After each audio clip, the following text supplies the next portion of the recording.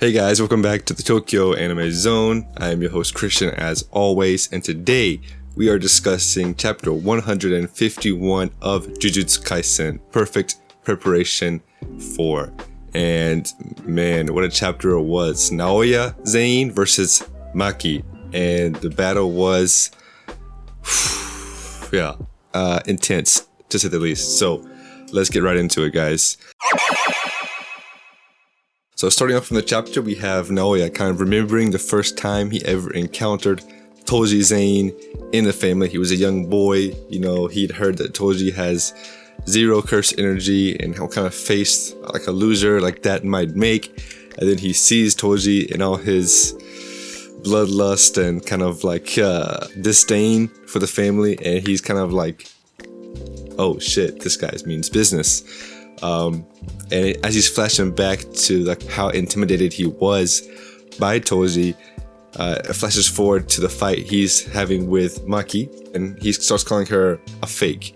And throughout the whole fight, he kind of just keeps repeating over and over again, "You're not Toji.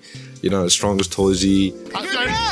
You're not. Just a fake. You don't want to be. You can never be as powerful as Toji." Which they mentioned in the last chapter, that the whole reason the Zenin clan even survived is just a whim of Toji. He was just so powerful. He's like, I guess you guys can live. I mean, this guy was literally the ultimate badass. And now it seems that Maki really is too. So he activates his curse technique, which is very similar to his father's. It has like the frames per second, and like you can like catch enemies in like a glass frame, and like they can't move in the frame if he gets touched by the curse technique. But NAOYA seems a bit different. He seems to like he can stack his for like increased speed effects. So manages to zoom in, manages just flying across the map, giving Maki the hands. But the whole time Maki's not really fighting back. If you actually look back in the chapter, she's counting the entire time. 9, 10, 11, 12. So she's counting the whole time they're battling, kind of just taking his hits, kind of watching him very closely, which NAOYA doesn't seem to realize. The whole time NAOYA's just like, yeah, I'm going to be the strongest of the clan. You're a fake. You can never be Toji. And, pretty much giving her the hands. He's throwing her across the Zenin estate. He's slamming her into rocks. He's punching her head down. And he just keeps saying, "You're not him." He pretty much is giving her an ass beating. But you could tell it's one of those anime ass beatings where the main character's just taking it, and they're gonna be like, are you done? Is this it? My power level's not even, this level yet. So, and during the fight, he kind of looks back on the strongest, who is going to be the strongest, and it shows an image of Toji and of Gojo Sensei. So I think he kind of views those two as the strongest in terms of curse users and non-curse energy users. You can tell he wants to be the strongest. He wants to be the top because he's been told since he was a kid, he's the best. He's so great. He's going to take over the family and be the head of the Zenin clan like his father was. He really seems to kind of be having, trying to convince himself that he's going to be the best, that he's the strongest. So during the fights, Maki's also like, this is not good. He's going too fast. So, let me try to catch him. And he touches her. Which, if you get touched by this curse technique, it seems to also affect you. Like you can't move for 1 second. It's a bit confusing of a technique, to be honest with you. They don't go into detail too much. So it's a bit confusing what they mean. But I think, if you get touched by his technique, so his is stacked. So he's going very fast, like supersonic speeds fast. And if you get touched, you're only going at 1 frame per second, maybe paralyzed for a second, it seems. But anyways, he manages to touch her, so she seems to be frozen for a second. As he goes to attack, he's like, I am the strongest. You're nothing. You're not Toji. You're just a fake. And then she turns around, and all the counting she was doing, she was counting the man's frames. She was a step ahead of him the whole time. She was playing chess. He was playing checkers. So when he goes to finish her off, and he's like, as expected, you are a fake. She turns around and is like, huh? Yeah, it's 24 frames, isn't it? And she could count how he was moving. So she's like, you and your father are not just extremely fast. You split your movements into 24 frames. So she figures out his technique, So the whole time, you know, she wasn't getting her ass beat, but she was figuring out his curse technique.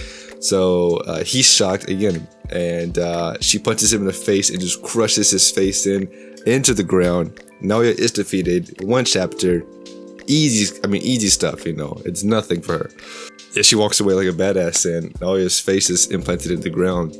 And, you know, looking back on this chapter, it really just, again, goes to show, same as the last chapter, the arrogance of the Zenin clan, how much they look down on non-cursed energy users, and how little they look of even women and Maki. They look down so much on them. They thought there's no way you can ever beat us. And Naoya was like, you know, the epitome of kind of scumbag, you know, looks down on women, looks down on non-curse users. And he thought, you know, I'm the best. You can't beat me. I'm just gonna crush you. You're not Tozi. You know, you're not a curse user. You're not where I'm at. And his pride, you know, his arrogance, cost him his face. A big thing I'm wondering about though is she going to spare him? Because he's definitely not dead right now. She punched him in the face and kind of crushed his face. I think he's down for the count for now, but he's definitely not dead. I mean, looking at this injury, he's probably going to live. So next chapter, I'm going to expect 1 of 3 things could happen, and that's either 1, she's going to leave him, you know, defeated and angry, and, you know, his pride's been shattered, you know, and he's been humiliated. She's going to leave him like that and just leave the Zenin state, because, you know, she was looking for the cursed tool weapons that they were stored in the state, so she has to go find those maybe where they're stored at now. 2, she ends up finishing off Naoya, so if he's still alive, she just kills him right there to literally destroy the whole clan, finish off everybody, because, I mean, who's left? It's if she kills the whole clan, now it's gonna be her and Megami. All that's gonna be left, the clan. Because yeah, Mai is dead as well. So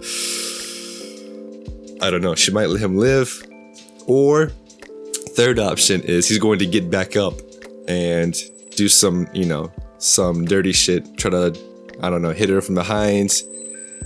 I could see that happen actually. I think maybe he might get back up and try to, like, you know, this is unacceptable or whatever, and then she just turns around and, like, cuts him in half or something like that. I could see that happening actually. So that's my prediction. That's all we have for chapter 151 of Jujutsu Kaisen. What did you think about Naoya's fight with Maki?